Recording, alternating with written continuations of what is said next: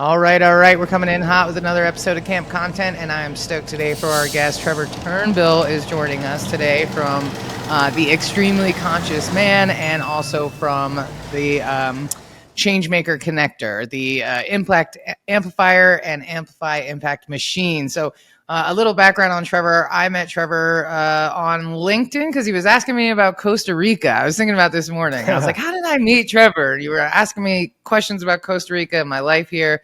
And then we've been connected ever since. So I've just really enjoyed all your content, all the work you're doing, and your journey, and how honest and authentic you are about it. So I'm excited to chat with you today and tell the world a little bit, all 7 of our listeners, about your journey and what you got going on and how you help other people to do that, because you also left your whole life and made a huge change with your family in tow, right? So people think I'm brave. I'm like, it's just me, man. I can blow with the wind. It's a lot different when you got a family in tow. So welcome to the show, Trevor. Thanks for joining us.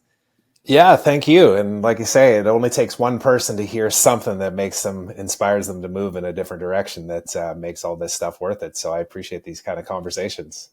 Yeah, man. Well, like I said, I've been following you for a while, ever since our conversation, and I was looking at your LinkedIn profile. Your about section is really good. It made me realize I should probably retool mine a little bit, honestly. But I love how honest you are. You're like, I've made millions, I've lost millions. I've walked away from big deals. I'll make millions more, but I'm really in tune with who I am and creating authentic content. So I'm like, well, you're a perfect person to chat with about content. And what does that look like for you? What was the initial inspiration behind starting your podcast? Really, it was just about having a platform to speak the truth out loud. I felt like, I often joke about the fact that I went to school in this digital marketing world really, really early in like 2006. And by 2009, 2010, the social media platforms were really starting to be a thing, right? And I dove straight into content creation back then without really any kind of strategy aside from just put stuff out to try and sell things, And it's evolved over the years. And I've recognized that, more soul, less strategy is actually a way better way to approach things, because you end up attracting who it is you're here to serve as opposed to pushing somebody down a path. And there's not really a magic formula, although there is a framework that a person can go through to do that. And a lot of it just comes down to authenticity and hitting record on those things where you're like, geez, should I really say that out loud? Because the answer is usually yes. It's just, how do you weather the storms in your own brain as you put it out into the world and wait for the feedback to come back, or not? Or not, right? Which can almost be worse sometimes. You're like, hello, anyone Totally. Here? I just shared my whole soul. Like, is anyone reading this? Yeah, I mean, I hear you. I think that, the things that happen to us, for us, however you want to frame it, is what connects us, and I think we live in this world right now where it's like everybody's focusing on what makes them different, what makes them special, what makes them unique. And it's actually the pain and suffering that we all feel that connects us. It's being able to relate to somebody and go, yeah, I feel that too. It's nice to know I'm not alone, because the world isn't perfect. We're not perfect. Life is hard. Life is super hard. So tell me a little bit about your journey to Costa Rica, because this is definitely, I get these questions all the time. I know you do too, but tell us a little bit about that. Yeah, that was, kind of like my entrepreneurial journey, 15 years in the making, overnight success, right? I read a book in 2007, I believe it was. It was the Lonely Planet story. What the heck was it called again? I can't remember the name of the title, but if you look up, the founders of Lonely Planet, they wrote an autobiography talking about how they traveled the world and then wrote a book and sold the book and then had a family and brought their kids with them and went to base camp with them and just all these crazy adventures. Back in the day, I was thinking, well, that sounds cool. I'd like to do that. And, 15 years later, I made it happen. And it was not smooth, just to be clear. And I know you and I have talked about this before even too, even just the simplest of things of trying to decide where to go and thinking like, well, the beach is where I want to be. But then we spent a whole year there and we were like, damn, it's hot here. Not that I don't like the heat, but there's something to be said about cooler temperatures and whatnot too. So yeah, and speaking of content though, I've actually been getting reminders on my Facebook memories, which I love those Facebook memories. They just pop up those things for you. But a year ago, I created content that I called advice to my younger self. So like for 30 days leading up to leaving for Costa Rica, I went back into all the archives of stuff that we had around the house, papers from, the first loan that I got to the university course that I took to my degree to, old pictures and stuff. And I thought, oh yeah, you remember that time? What would I tell that version of myself knowing what I know now?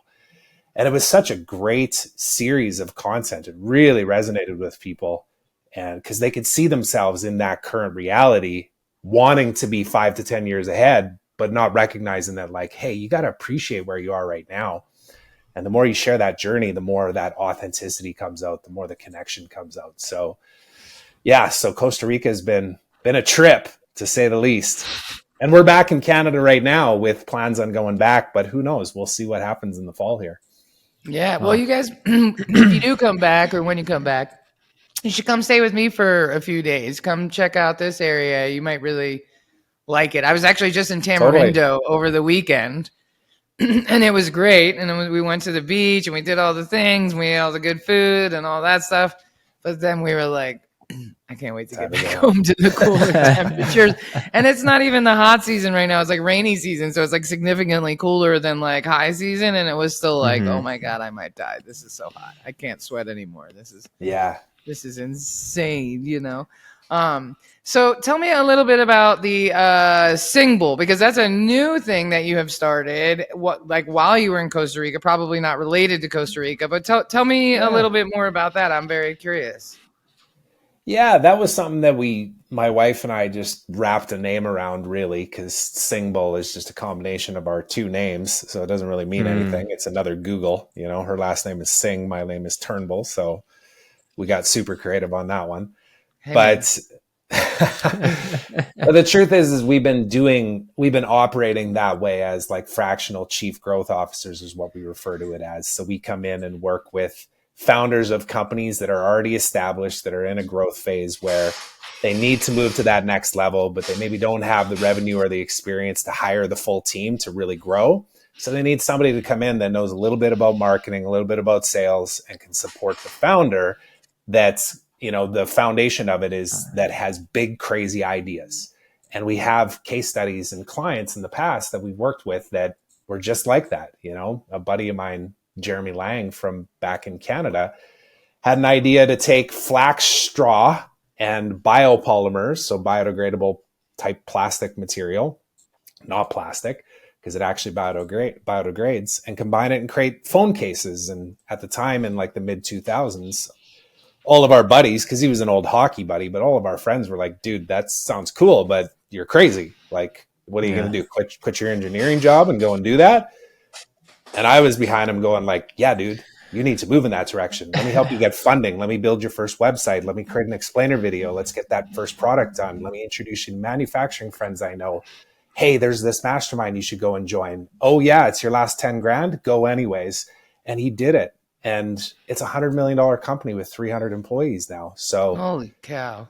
That's our best example of like, what do we do? It's like, you can't even explain it other than we are there to support the entrepreneurs that are a little crazy, like the Steve Jobs, that's, his famous quote there, right? The ones that change the world. And we help them with a little bit of everything, including telling the story. And that's where content really comes in. So you guys have been doing that a long time. It just sounds like you just put a name to it is really essentially what it is. I mean, from a personal standpoint, I think that's really cool that you guys have been working together a long time. And even after moving to Costa Rica and after putting a lot of stress on your relationship, your marriage, your life, I'm not married, don't have those kids. It was stressful to move to another country. Like everything is different. The language is different. Conversion is different. Like pricing, everything is different. So that's stressful. Doesn't matter who you are, where you come from. And in the midst of all that, you're still like really solidifying that work that you're doing together and building more. I think that's awesome. I can only hope, and I recognize it doesn't mean this was all perfect, but it means there's a lot of growth in there, right? Yeah.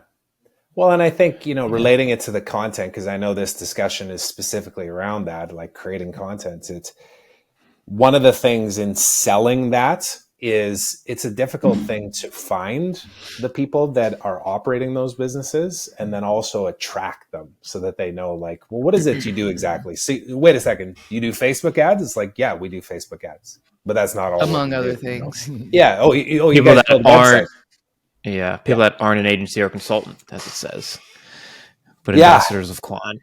That's like the Ambassadors big of keywords Quan. in red on their thing is we're not an agency, we're not consultants, we're ambassadors of Quan. So it's like, all right, 'cause I don't want to go pay an agency.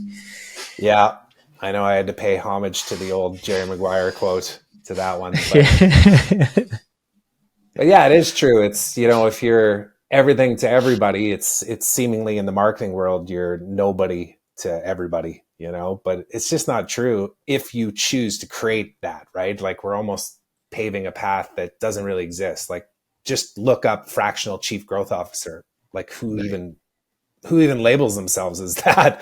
So we're up a hill already to like even communicate exactly what it is that we do. But the only way to do that is through stories, through telling little bits and pieces of the journey that brought us to here. Because it's really about problem, find a creative way to solve it, you know? So let's talk a little bit about the Trevor Turnbull show. You've been doing that for 2 years, lots of episodes. Yeah. Has that how has that been a business development tool for you? Like break that down for me. Yeah, that started out as just a self-expression tool to say, I got stuff to say and I got people that I want to talk to.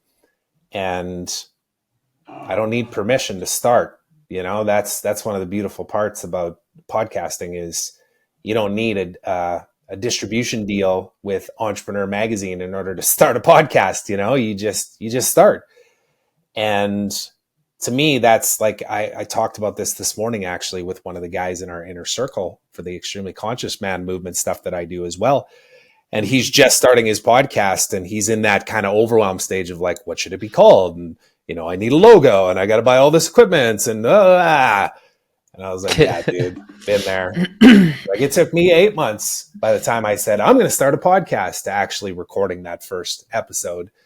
And then when I did, I realized that if I just speak authentically from the heart, bring people on that I want to talk to, that I believe have value to share in this world, that it just naturally flows and happens. But you got to start. If you don't start, you stay constantly in your head, then it never materializes. So to me, and we were just talking about this before we hopped on, it's an evolution, you know, like I recorded, I can't even remember how many episodes. I think 100. I think I stopped at 100. And now I'm in this phase right now where I'm like, okay, let's reevaluate. What am I trying to do with this? But where it served me initially, Molly, was just, it had me having conversations with people that I was thinking in my head that I thought I was a little crazy about, that I'd then talk to somebody else and they would affirm that feeling. And I'd be like, oh, shit, I'm not alone.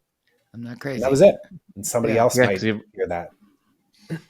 Yeah, we're basically just talking beforehand, breaking it up into seasons because at some point you're going to hit a stalemate and you're just like, I'm just putting stuff out to put it out instead of refreshing quality stuff. Yeah. So how has because I definitely want to talk about the extremely conscious man stuff, because I find that to be really fascinating, you know, and I actually forwarded your retreats to some friends of mine who I was like, I think you would really enjoy this, you know? Yeah, well, it's a really unique thing, right? And I think that, like, I talk a lot of shit about white dudes, but you know, I come from one, so it's all love, you know.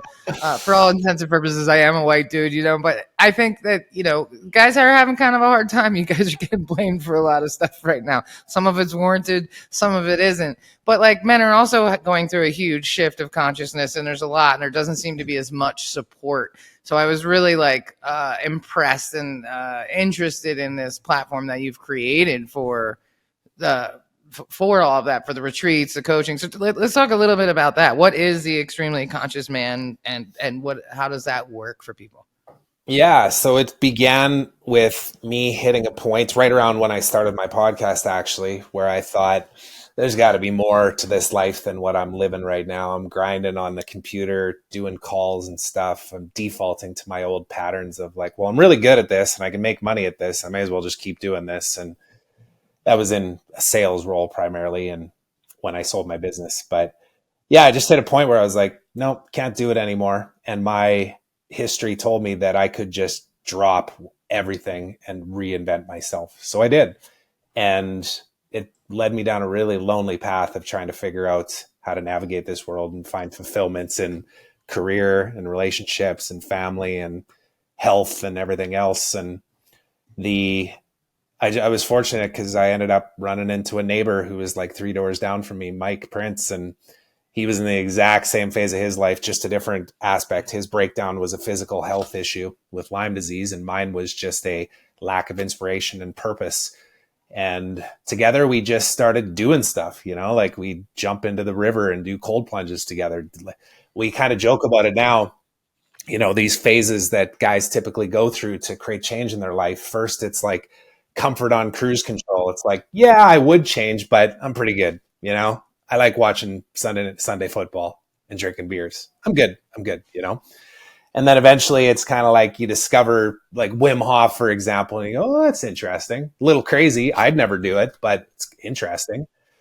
And then a breakdown happens, something, right? Physical illness, relationship breakdown, death in the family, financial stress, and you're forced to go and look for answers, right? So you become curious. And then to tie back to what I was just going to say, though, then usually as guys, what we default to is we say, all right, I'm doing this. And you just bravely jump right in. Yeah. Like in our case, it was like, let's go in the river. It's 3 degrees Celsius and let's do it every day for like 3 months and record ourselves. And like, it was kind of nuts, but that's what guys do, Guys being dudes, man. And guys being dudes. But then what we learned, though, too, is that that's not enough. That's not what creates change. That just creates a dopamine rush, right? So what's the next thing? Well, create an intention for what you want to create in your life. And then you got to go down that path of creating habits, right? So you got to acknowledge your current reality, accept it, speak the truth. Like, I'm in shitty shape right now. I need to eat better. I don't move my body, whatever. And then create a practice that turns into a behavior that turns into a regular practice that turns into a habit that creates new ways of being. And then before you know it, you're a new person and you're at the bottom of the next level, which just means that it's time to level up again. Right. So that's where it came from, was like just a desire for us to shift something in our own life where the only starting point was something doesn't feel right here. Something's got to change. And we just continue to navigate it. And now we do retreats. We have a community. We do coaching, group coaching, and one-on-one coaching. And it's all meant to serve us first. And we that's really evolved then quite a bit, huh? And grown since the retreat. Yeah, totally. Yeah, we had to take a step back after the retreat even too, because the retreat was still very well planned as far as like it evolved over time. It wasn't just a dive both feet first bravely into the unknown, but we recognized at the end of it, like, man, if we really want this to serve us and others, we need to slow down to speed up. We have to define the vision and the mission and the values, and we have to live it. Like, that's the biggest thing. Not that we weren't living it, but we weren't 100% living it. And now I can tell you, because speaking of like Costa Rica and the uncertainty of the fall and everything, I'm literally in a crazy season right now. We're going through an illness in the family right now. Not sure exactly what's going to happen in the fall here with where we're going to move. Our kids are starting kindergarten and grade 1, so trying to navigate the education system. And there's a massive wildfire back where our house is right now too, that's threatening the whole area to actually burn down the entire town. So in Costa Rica?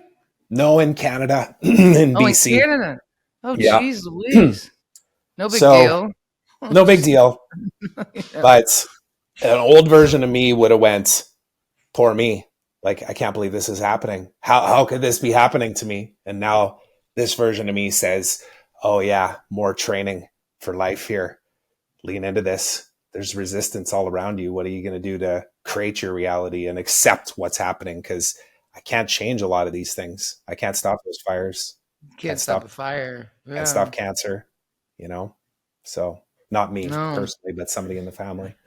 Yeah. Well, I mean, this is why I really, was excited to talk to you, because I think this is important. And I think especially like on LinkedIn, it's just too much focus on like, the money you're making and the deals you're closing, not you, but just in general, like the business world. And And I just don't think people are really talking enough about real stuff, and especially the last few years, it doesn't even matter at this point where your political beliefs, none of that matters anymore. We all lost everything. We lost family members due to arguments and division. We actually buried people. We left the countries where, there was so much loss and grief all the way around that I think a lot of people are really questioning, like, I'm not happy, and you could be broke and not be happy. You could also have like a super successful company, be making millions of dollars a year and be even more unhappy. Right. Mm-hmm. And I don't think there's enough conversation about the things that you're talking about, like accountability and authenticity and leaning into the lessons, no matter how hard they are. And just, it's not always about selling that company. I feel like we've entered into this VC world of like rounds and raising this, and then how much money are you making? And it's like, we're just in a hurry to ruin everything. And then it's like, and I've even been there myself, because for a long time, life was really hard for me, and everything was a struggle. I had a bunch of spinal surgeries, left home at 17, like nothing was ever given to me.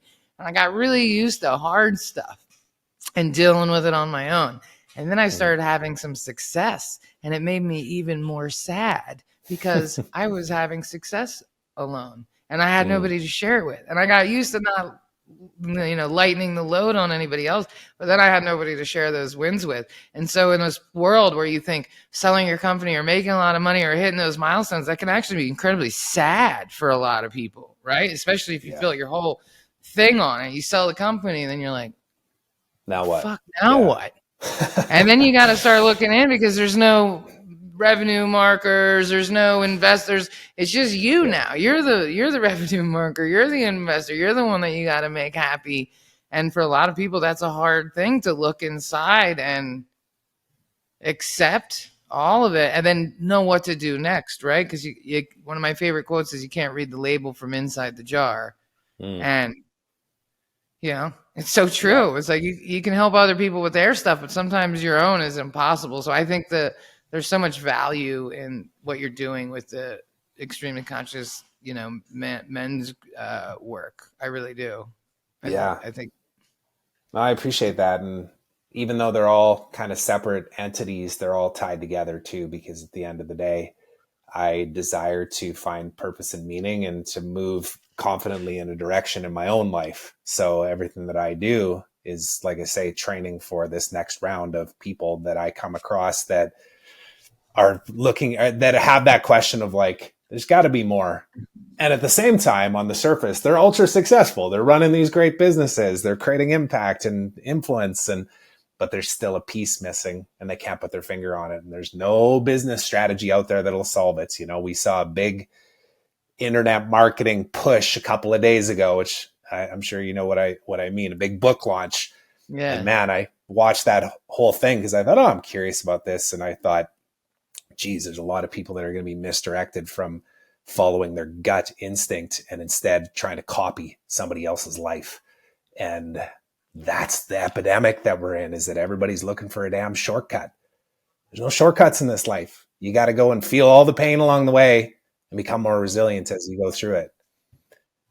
But nobody wants to hear that, because we want painkillers. We don't want vitamins. Yeah. We live in a society that's like, I want to quit smoking, so I'm going to take this pill. Right. You're like, you want to remove something out of your life, so you're adding something that, by the way, might make you schizophrenic. No big deal, right? But it's like, or you could just not smoke. But it's like everybody wants a magic pill. They want a solution. And it's like, the solution is not do the thing, not add more. But that's just the world that we live in. It's like more all the time. Yeah. Well, that's why I think it's beautiful what you guys do with your work and what you're doing even with this show too, is, it really is vitamin-esque, I guess you could say, right? Are you going to see massive instant returns from your investment in your podcast, even in particular, No, of course. But will I show up every day with the intent on providing value, and not only to the viewers, but like to me, even to help give me a platform to tell my story, that pays off, because people discover things on their own time in the own phase of the life that they happen to be in. And when they're ready, they're ready. And now your sales cycle and your closing skills aren't required anymore. Yeah. Because there's a level of trust built. And I just really been focused on the importance of relationships. And just they really enrich your personal and business life, and you just never know. I was right after I moved to Costa Rica, like literally a week after I moved here. I was on a podcast, Podfest Expo, I don't know, some convention, and I was on a panel with a couple other people. And the guy was like, and you hear this all the time. Oh, my business partner lives in Costa Rica, and it's always like, yeah, I'm sure they're 17 hours away, though. Everybody thinks Costa Rica is like a town and not a whole country. But I was like, okay, cool. And so he was like, oh, she's moving to the beach. She was living, and she was actually living like 20 minutes from where I live now, and she was moving to the beach. So you guys should get together. I was like, all right, I'll have lunch. I have no idea what to expect, right? I'm like, this guy's business. I have no idea. I show up. Maria Joyner, founder scale, shout out, is now one of my closest friends here and has introduced me to like no less than 50 people. Maria has been a super connector. And now, like just the other day, I had a dog sitter come, and she's known Maria since like Maria lived. It's like this country is so small, but you just never know. And had I not been open to that panel, been open to that experience, shared with the people what I was doing, I wouldn't have met her. And so you just never know. And I wrote recently how it's not very often when my friends become my clients, but I find very often that my clients become my friends because I'm working with people who align with me and I align with them because I am authentic.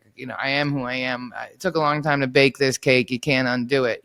There's a lot of room for growth, but I lean more towards stand-up comedy than I do like a church prayer. You know what I mean? And that's okay because I find my people and we're good, but the relationships I think make everything in life better. So whether any business comes from it or not, it doesn't matter, right? It's about filling your cup in other ways. And maybe somebody hearing this will value this, and hear what you're saying and want to come talk to you. And it's not about getting you a sale. It's about you might really help somebody out who's like in a really hard place in their life right now. And if I can even be like a tiny little push in facilitating making something good happen, I'm super stoked with that, because at the end of the day, that's what it is. And the world is very small.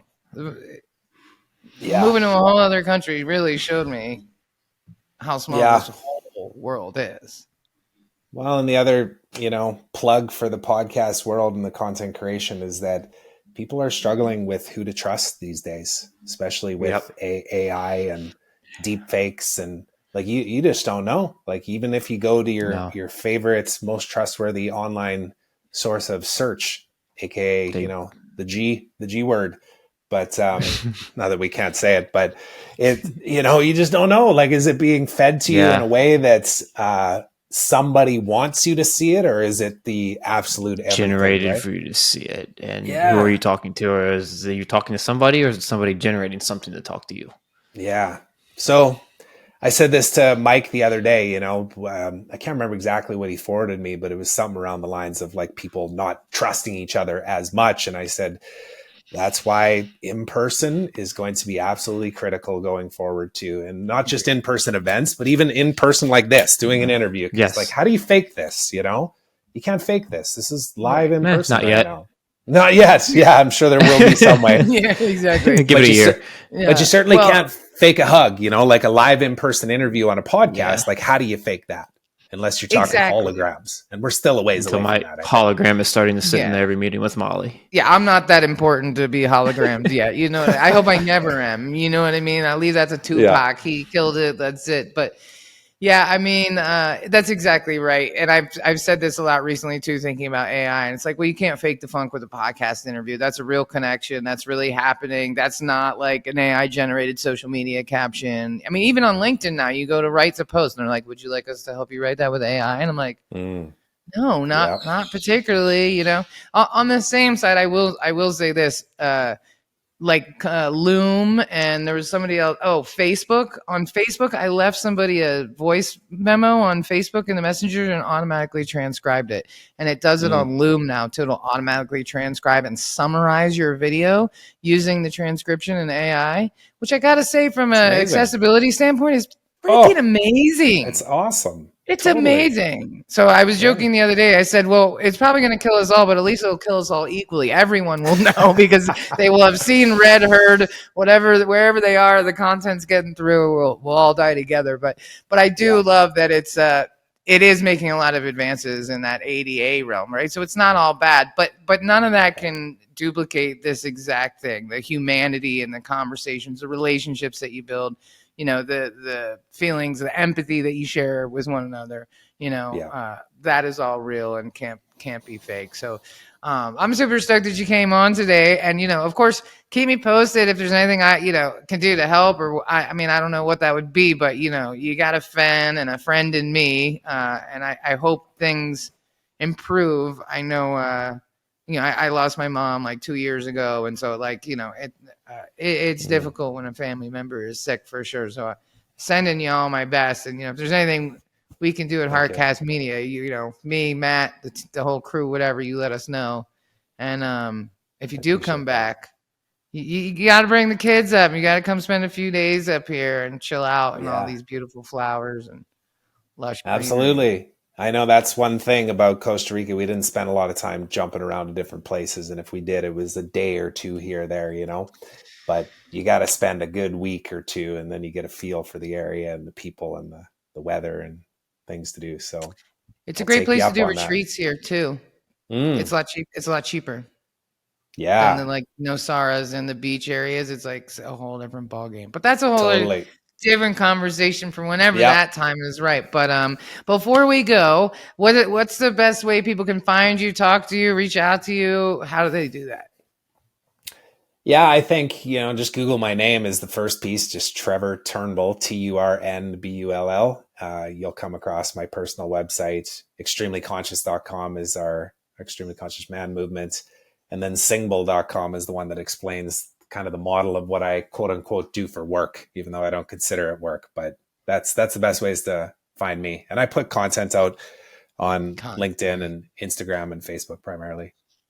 Yeah, you're super consistent with it. So if you're looking for a new podcast, if you're looking for any things that, we've been talking about today, definitely hit up Trevor and visit his website. And I'm going to hit up I got to get your wife on the show.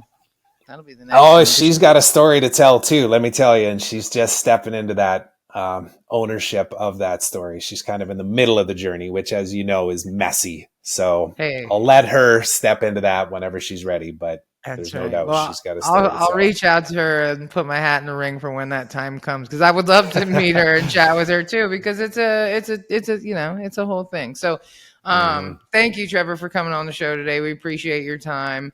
And stay warm up there in Canada. I hope the fires are get contained and everything works out. But I have no doubt, no matter what, you will be okay. You and your family will land on your feet, and whatever happens next will just be fodder for the next lesson for you and for what you're going to share with everybody else who's going to go through it too. So thank you. Appreciate it.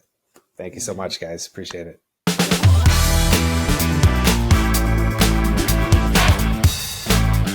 All right. Thank you so much for tuning in to another episode of Camp Content. This is Molly. And this is Matt. And we are Heartcast Media, a.k.a. Camp Content, and we appreciate all of your support. If you found this content valuable, please comment on social media, LinkedIn, wherever you find us, and we will make sure to comment back. And be sure to go on and subscribe and like on your favorite platforms, Spotify, iTunes, YouTube, you name it. Leave us that subscription. Leave us that good review. We'll love you forever. So until next time, be excellent to each other, and we'll see you next week. Produced by Heartcast Media.